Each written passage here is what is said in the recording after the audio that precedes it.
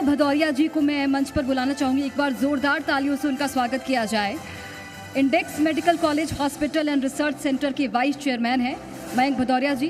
Please आप मंच पर आ जाइए और हम इनसे जानेंगे किस तरीके से ये अपने क्षेत्र में महत्वपूर्ण योगदान दे रहे हैं और अमलतास इंस्टीट्यूट ऑफ मेडिकल साइंस के ये चेयरमैन हैं और किस तरीके से ये इंस्टीट्यूट जो पढ़ाई के क्षेत्र में महत्वपूर्ण योगदान दे रहा है वो हम इस पैनल के जरिए, इस डिस्कशन के जरिए जानने का प्रयास करेंगे। Kirti, over to you. Thank you Sonali, आप भी ज्वाइन करिए ताकि हम इस सिलसिले को आगे बढ़ाएं। बहुत शुक्रिया है आपका, आप हमारे साथ इस मंच पर जुड़े मयंक भदौरिया जी। और अगर हम बात करते हैं अमलतास ग्रुप की, क्योंकि आप हेल्थ केयर में हैं, आप एजुकेशन में हैं, हॉस्पिटैलिटी में हैं, अलग अलग क्षेत्रों में आप काम कर रहे हैं, ये बहुत सारा जो विस्तार आप कर रहे हैं, इसके पीछे की सोच क्या है? क्या दिमाग में आपने सोचा था कि हमें इतने सेक्टर्स में जाकर के लोगों तक सेवाएं पहुंचानी है? कि सबसे पहले तो मैं जी ग्रुप का हार्दिक शुक्रिया अदा करना चाहता हूं, जो आज ऐसे अवसर पे उन्होंने मुझे आमंत्रित किया। ये बहुत ही अच्छा इनिशिएटिव है। हमारे पुलिस में जो सभी साथी लोग हैं, सभी वरिष्ठ लोग हैं, उनका आज सम्मान का जो कार्यक्रम है, जो हमारा देखभाल करते हैं, हमारी सेफ्टी का ध्यान रखते हैं, सो बहुत बहुत धन्यवाद मुझे यहाँ बुलाने के लिए। जैसा कि आपने सवाल किया है, अमलतास जो ग्रुप है और इंडेक्स ग्रुप, देखिए कि कोई भी जो संस्था होती है या किसी भी इंस्टीट्यूशन की हम बात करें, अभी हमसे पहले हडिया जी भी एंड पवन जी भी ये बात कर रहे थे, ट्रस्ट बहुत इम्पोर्टेंट होता है एंड क्वालिटी बहुत इम्पोर्टेंट होती है। और मेरे फादर ने हमेशा ये चीज़ बोली है कि जो भी काम आप करें उसको दिल से करना चाहिए। अमलतास कॉलेज के पीछे भी यही सोच रही थी कि एक ऐसी जगह हेल्थ केयर प्रोवाइड करना जहाँ तक लोगों के पास नॉर्मल हेल्थ केयर सर्विसेज नहीं पहुँच रही हैं। देवास क्षेत्र हमने चुना क्योंकि उसके आसपास के जहाँ क्षेत्र हैं, उज्जैन, आगर, शाजापुर, देवास, वहाँ पर स्वास्थ्य सेवाएं काफ़ी कमज़ोर थीं कंपैरेटिवली। जब हमने ये विज़न के साथ हम आए थे, अभी समय रहते काफ़ी स्वास्थ्य सेवाएं इंक्रीज़ हुई हैं, बेटर हुई हैं, लोगों को इंदौर नहीं जाना पड़ता है। अब हमने ये पूरी कोशिश करी है और उसमें काफ़ी हद तक कामयाब भी रहे हैं कि किसी भी ग्रामीण क्षेत्र के आदमी को इंदौर नहीं जाना पड़े। मेरे फादर हमेशा मुझे कहते हैं कि जब मेरी दादी जी को कैंसर हुआ था, आज से 30 वर्ष के पूर्व ये बात है, तो हर इलाज के लिए, हर छोटी चीज़ के लिए, कीमोथेरेपी के लिए, दवाई के लिए उन्हें बॉम्बे जाना पड़ता था उस टाइम, मुंबई। आजकल काफ़ी इलाज इंदौर में भी संभव हो चुका है, लेकिन फिर भी एक ग्रामीण में रहने वाले आदमी के लिए ये आज भी एक चैलेंज है। हमने इस चैलेंज को लिया। मेरे फादर ने बोला कि हम बिल्कुल करेंगे, एक ऐसी जगह कॉलेज खोलेंगे, हॉस्पिटल डालेंगे जहाँ बेटर इंफ्रास्ट्रक्चर भी हम दे सकें और अनुभवी डॉक्टर्स जहाँ आ सके। इंदौर में ही जो डॉक्टर प्रैक्टिस कर रहे हैं वही डॉक्टर्स आज हमारे यहाँ आते हैं, सुबह शाम 24 घंटे उपलब्धि रहती है।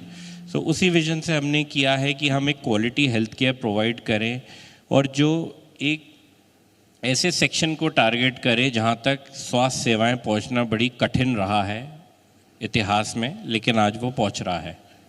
बिल्कुल। और मयंक भदौरिया जी, चूँकि आप ग्रामीण क्षेत्रों की बात कर रहे हैं, बहुत बड़ा चैलेंज होता है ग्रामीण क्षेत्रों में स्वास्थ्य सेवाएं पहुंचाना और वो आप बेहतरी के साथ कर रहे हैं। हम इसे किस तरीके से देखें कि स्वास्थ्य के क्षेत्र में कैसा बदलाव आना चाहिए कि जो गांव के लोग हैं उन तक भी स्वास्थ्य सेवाएं पहुंच पाएँ, एक एक ग्रामीण तक, क्योंकि ये एक मूलभूत सुविधा है जो सब तक पहुंचनी चाहिए। देखिए क्या है कि ग्रामीण क्षेत्र में हमने कोविड के समय भी देखा, काफ़ी ग्रामीण क्षेत्रों तक बेसिक ट्रीटमेंट ही नहीं पहुंच पाया था। बात काफ़ी ऐसे, क्योंकि इंडिया बहुत ही वास्ट है अपने जोग्राफिकल एरिया में, पॉपुलेशन बहुत ज़्यादा है, तो कई बार बेसिक नेसेसिटीज़ से ही, बेसिक जो हम बोलते हैं इलाज से ही आदमी वंचित रह जाता है।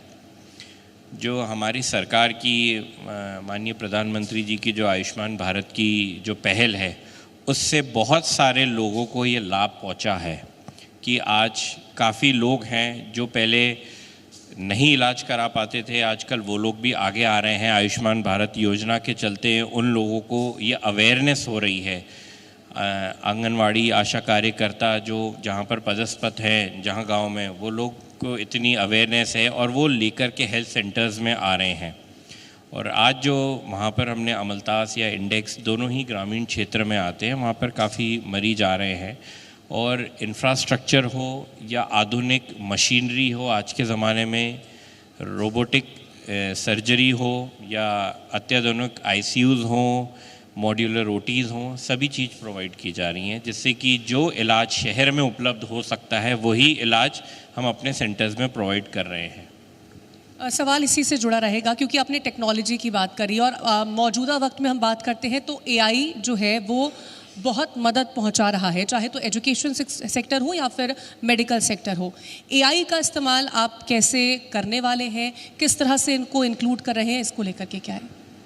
देखिए, एआई बहुत ही एक इम्पॉर्टेंट सब्जेक्ट हो गया आज के इस करंट सिनारियो में। अभी एक बहुत बड़ी एआई समिट हमने होस्ट करी और माननीय प्रधानमंत्री जी ने भी बोला कि एआई का इस्तेमाल हो, लेकिन उसकी अगर कुछ नेगेटिविटी भी हो तो उसका हमें पता करना बहुत ज़रूरी है। बट क्योंकि आजकल बहुत सारी चीज़ें एआई पर निर्भर हो गई है, हमारा एक फ्रेंड बन गया है चैट जीपीटी, गूगल जेमिनी, कुछ भी पूछना है एआई से पूछ लें। सो एआई और लेटेस्ट टेक्नोलॉजी का, क्योंकि we are a medical institute also, so हमारे लिए एक बहुत इम्पॉर्टेंट है कि हम फ्यूचर जनरेशन को कैसे तैयार कर रहे हैं। अगर हम लेटेस्ट टेक्नोलॉजी यूज़ नहीं करेंगे तो जब हमारा जो स्टूडेंट्स है वो पास आउट होते हैं वो पिछड़ जाएंगे। आज डॉक्टर किसी क्षेत्र के लिए, राज्य के लिए या प्रदेश के लिए नहीं होता है। एक डॉक्टर एक इंटरनेशनल एम्बेसडर हो गया है, क्योंकि आज डॉक्टर यहाँ वर्क कर रहे हैं, कहीं एम्स में वर्क कर रहे हैं, दिल्ली में, दुबई में, लंदन में, न्यूयॉर्क में, आज हर जगह फैल गए हैं डॉक्टर्स। हमारे ही डॉक्टर्स काफ़ी देशों में अब प्रैक्टिस कर रहे हैं। So it is very important कि हम टेक्नोलॉजी, जो लेटेस्ट टेक्नोलॉजी है, उसको लेकर के चलें। Latest MRI machine, CT scan machine, जैसे अभी हम लोगों ने जॉइंट रिप्लेसमेंट, हिप जॉइंट का जो रोबोटिक सर्जरी है वो चालू करी है, जो काफ़ी सटीक है, उसमें ब्लड लॉस कम होता है। सो इसके काफ़ी फ़ायदे हैं जो हम लोगों तक पहुंचा रहे हैं और अत्याधुनिक मशीन डेफिनेटली यूज़ कर रहे हैं, जिससे कि हम बच्चों को भी ट्रेन कर सकें कि जब वो फ्यूचर में जाएं तो किसी भी हॉस्पिटल में वो उसके लिए पहले से प्रिपेयर्ड रहें। मयंक भदौरिया जी, मेरा अगला सवाल होगा आपसे कि आपकी जो संस्थाएं हैं वहाँ से हर साल बहुत अच्छे अच्छे डॉक्टर्स निकलते हैं, तो शिक्षा की गुणवत्ता को लेकर आप किस तरीके से काम करते हैं और इसके साथ ही छात्रों को प्रैक्टिकल नॉलेज हो वो कैसे सुनिश्चित करते हैं? देखिए, शिक्षा की गुणवत्ता के लिए हमारे पास प्रॉपर सबसे इम्पॉर्टेंट है रिसर्च टीम है। प्रॉपर काफ़ी रिसर्च एंड डेवलपमेंट का वर्क होता है, latest technology, latest ways of learning को लेकर बच्चे किस चीज़ से ज़्यादा सीखें। स्किल लैब्स हो गई हैं, हर सब्जेक्ट की हर अत्याधुनिक स्किल लैब्स है, जिससे बच्चे जो लाइफ पेशेंट का एक तरीके से डेमो होता है उसमें, उससे सीखते हैं। देन क्योंकि hospital is a teaching hospital also, so variety of cases बहुत आते हैं। और हम लोग कई बार ऐसे पेशेंट्स बहुत बार ऐसे आते हैं जिनके पास पैसे नहीं होते, जो काफ़ी पुअर होते हैं, गरीब तबके के होते हैं। कई लोगों के पास आयुष्मान भारत कार्ड भी नहीं होता है, लेकिन हम उन लोगों का भी मुफ्त में इलाज करते हैं अपने कॉर्पोरेट सोशल रिस्पॉन्सिबिलिटी के माध्यम से। बच्चे काफ़ी उससे सीखते हैं। वैरायटी, एक मेडिकल कॉलेज में जितने वैरायटी ऑफ केसेस आप सीखते हैं उतने आप स्ट्रॉन्ग होते जाते हैं। तो बच्चों को पूरी फ्रीडम रहती है under the supervision of trend doctors. हमारे बच्चों को एक professor, associate professor, assistant professor, तीनों लोग साथ में मिलकर के ट्रेन करते हैं, जिससे कि कहीं भी कोई भी गलती की गुंजाइश नहीं रहे और आगे उनको इससे बढ़ावा भी मिलता है, कॉन्फिडेंस भी मिलता है। यहाँ पर जितने भी लोग बैठे होंगे सबके लिए उनके जो फादर हैं वो उनके आइडल होंगे, उनको मोटिवेट करते हैं। और आपने जैसे ही अपनी बात की शुरुआत करी थी, आपने कई बार जिक्र किया कि मेरे पिताजी मुझसे कहते थे कि जो भी काम करो पूरी इच्छा से करो, पूरे मन से करो। वो आपके लिए कितने बड़े मोटिवेटर हैं और क्या ऐसी बातें हैं जो आपने उनसे सीखी हैं? देखिए, फादर तो बिगेस्ट मोटिवेटर मेरे लिए बचपन से ही रहे हैं। अधिकतर हर बच्चे अपने फादर में एक लीडर देखते हैं, रोल मॉडल देखते हैं, वैसे ही मैं देखता आया हूँ और मेरे फादर ने वो चीज़ प्रूव भी करी है time and time again, touch wood. And वो मुझे इस बात की खुशी होती है कि मुझसे ज़्यादा जो लोग हैं समाज में, जो परिवार के लोग हैं, मित्रगण लोग हैं और भी जो अच्छे लोग हैं, वो भी उनमें रोल मॉडल देखते हैं। मेरे फादर का एक मंत्रा है, मेहनत से कभी पीछे मत हटो। मेहनत आपको हमेशा करनी है, लोगों की मदद करनी है। कोई भी लाइफ में ना शॉर्टकट नहीं होता है। कई बार पंडित बोलते हैं कि अभी ये दशा चल रही है कि आप पंडित ऐसे इस समय ये काम करोगे तो आप बड़े अमीर हो जाओगे, आपका बड़ा नाम हो जाएगा। He does not believe in all these things. वो बोलते हैं वो जो होगा वो होगा, वो भाग्य में जो लिखा है मुझे नहीं मालूम है, लेकिन मैं मेहनत से ये चीज़ अचीव कर सकता हूँ। किसी भी चीज़ की अगर मेहनत से, लगन से चाह रखते हैं तो हमेशा उसमें 100% कमिटमेंट देते हैं, उसमें वो डूब जाते हैं और वो मेक श्योर करते हैं कि ये मुझे काम करना ही है और बहुत ही अच्छी तरीके से करना है। और हमारे इंस्टीट्यूशन में भी वो काफ़ी लोगों को मोटिवेट करते हैं कि आप लोग हमेशा अच्छा काम करें और काम से कोई कॉम्प्रोमाइज़ नहीं करें। ऐसा नहीं है कि कभी किसी की ज़रूरतमंद का फ़ोन नहीं उठाएं या अपना काम अपने दूसरों के ऊपर छोड़ दिया। काम है, आपको करना है, वही काम करें। कर्म ही सबसे बड़ी पूजा है। बिल्कुल, और मुझे लगता है कि आपके पिता की जो सीख है, अगर हर कोई अपने जीवन में उस चीज़ को उतार ले तो बहुत ही आगे बढ़ेगा। मेरा अगला सवाल आपसे ये होगा कि कोविड-19 के दौर में आपने बहुत, आपके हॉस्पिटल्स ने, आपके जो इंस्टीट्यूट्स हैं, बहुत अच्छे अच्छे काम किए। इसके अलावा अभी आपने जिक्र किया कि आप फ्री हेल्थ चेकअप भी आप करते हैं और ऐसे भी जो ग्रामीण हैं वो आपके हॉस्पिटल्स में आते हैं जो जिनके पास पैसे नहीं होते या फिर वो उतने सुदृढ़ नहीं होते अपने फैमिली से। समाज सेवा आपकी ज़िंदगी में कितना महत्व रखता है, बताइए। देखिए, कोविड-19 ने ना बहुत बड़ा लेसन सिखाया है। मुझे तो सिखाया ही सिखाया, आप में से काफ़ी लोगों को एक लेसन सिखाया कि लाइफ क्या होती है। आप अपनी जीवन में सोचते हैं कि मुझे ये अचीव करना है, मुझे इतना बड़ा बंगला बनाना है, कि मुझे ये बिज़नेस और डालना है, मुझे गाड़ी लेनी है। But end of the day जब आप ऐसी हालात में पाते हैं अपने आप को, तब आपको समझ में आता है कि लाइफ कितनी ब्यूटीफुल है, उसको हमको चेरिश करना चाहिए।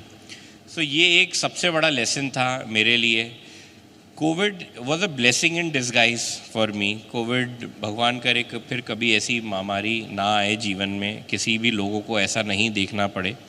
लेकिन उस समय मुझको, मेरी टीम को, मेरे फादर को, हम सबको एक काम करने को ओपन मौका मिला। समाज के लिए हम कितना कर सकते हैं। काफ़ी ऐसे लोग देखे, काफ़ी लोगों के अलग अलग प्रकार के दुख दर्द देखे, काफ़ी लोगों को, पेशेंट्स को अपने सामने देखा, काफ़ी फैमिलीज़ को स्ट्रगल करते हुए देखा। लेकिन जब इन सब के बाद, जब इलाज होता था, इलाज के बाद लोग मुस्कुराते हुए डिस्चार्ज होते थे, लोग अपनों के बीच में जाते थे, तो उससे बड़ा सेटिस्फैक्शन नहीं होता था। और कई बार जब गरीब तबके के लोग जब आते हैं, उनका सफल इलाज होता है, तो वो जो दुआ देते हैं आपको, वो बड़ी एक मीठी याद बन के आपके साथ रहती है। और वही दुआ है जो आपको मोटिवेट करती है और जो आपको नेगेटिव फोर्सेस जो हैं उनसे भी बचा कर के रखती है। तो एक बहुत ही अच्छी फीलिंग देता है कि आप किसी की भी मदद करो और वो हो जाए, कंप्लीट हो जाए अच्छी तरह। बिल्कुल, और मुझे लगता है कि अगर हम सक्षम हैं तो हम किसी की मदद करें तो उससे बेहतर चीज़ कुछ नहीं हो सकती। बहुत धन्यवाद आपका। और मैं उम्मीद करती हूँ कि जो भी आपने अपनी संस्थाओं के बारे में आने वाले वक्त में सोचा होगा वो आप ज़रूर पूरा कर पाएँ और आपका हर एक सपना पूरा हो। बहुत बहुत शुभकामनाएँ आपको। Thank you so much. बहुत शुक्रिया है मयंक भदौरिया जी आपका। आप हमारे साथ इस मंच पर जुड़े और जिस तरह का कार्य आप कर रहे हैं वो समाज को एक बेहतर और मजबूत जगह बनाने की कोशिश कराए।